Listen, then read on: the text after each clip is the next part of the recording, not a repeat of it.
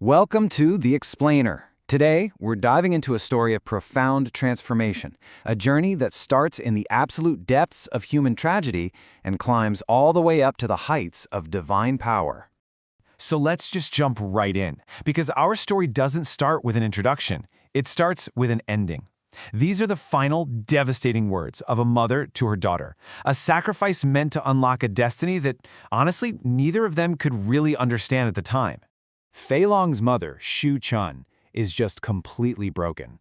She's been crushed by these vicious rumors about her daughter, buried under her own silent grief, and she's just living in this gray world of despair.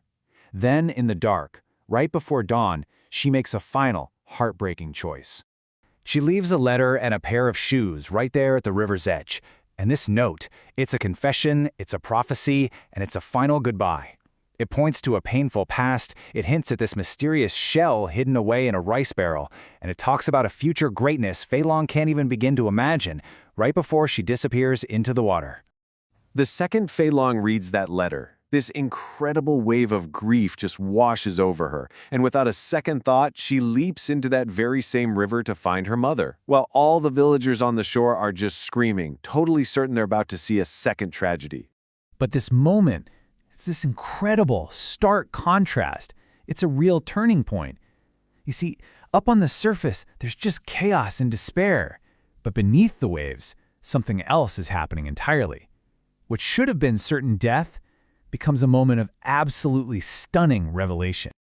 The water doesn't claim her, it welcomes her. In fact, she feels more at home here than she ever did on land. Her true dormant nature as a water spirit, as a dragon, is waking up. All the river life, the fish, the turtles, they scatter in terror from her power as she finds her mother's body and effortlessly lifts it, stone and all, back to a shore of completely stunned onlookers. So, back on dry land, Fei Long is armed with grief, with rage, and now with a magical artifact. Following her mom's final instructions, she finds this mysterious object that was left behind by an immortal. Yeah, this orb, this shell, it basically provides everything she needs for her mother's funeral. But you know what? Comfort is the last thing on her mind. Her heart is set on one thing and one thing only: vengeance against the wealthy slanderer who drove her mother to do this. After mourning for 7 days, she pulls a blade from the orb and just storms the slanderer's home. But her mortal attempt at revenge, it's a complete and total disaster. This is a harsh lesson. Her fury is real, but her skill is, well, it's not there yet. She's quickly overpowered, wounded, and defeated. But she learns a critical lesson here. One of the bodyguards, he's actually moved by her incredible filial piety. He recognizes that hurting a daughter so devoted to her mother, well, that would almost certainly bring down punishment from the heavens. So, he spares her. So there she is, defeated, wounded, and she just collapses in despair beside her mother's coffin. She's hit rock bottom. But just as she hits her lowest point, the air fills with this strange, wonderful incense, and the whole room is bathed in this otherworldly light. A divine visitor has arrived. It's him, the fire dragon perfected man, the immortal who set her on this path lifetimes ago. He is her true master, and he's come to remind her who she really is. And he does it by showing her a small, magical mirror. And this mirror? Wow. It flashes a life before her eyes that she never knew she had. It shows her everything. How she started as just a humble bamboo rope, how she spent centuries transforming into a dragon, and the fated encounter with the fire dragon master that led to her rebirth as a human. So now that she remembers, the master asks this simple question. Then he returns her true source of power, her divine pearl, her dawn. She swallows it, and as her real power comes flooding back, that magical orb she found in the rice barrel, the fake, it just vanishes.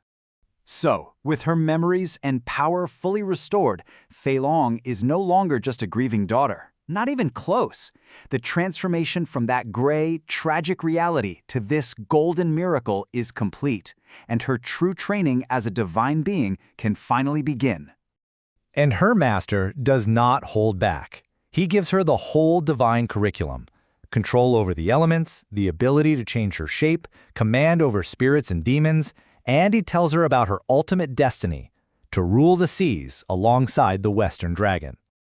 That night, all the villagers see a celestial event happening at Fei Long's home. But here's what's so cool. What each person sees is basically a reflection of their own soul. The devout see a holy man preaching. The fearful see fierce beasts standing guard. But the truly enlightened, they see the truth, a great dragon learning at the feet of its master. So, Fei Long's journey from a heartbroken mortal girl to a divine being is complete. She's gone from the gray reality of her human tragedy to the golden miracle of her awakening. But her story is far from over. The real question is, what happens next?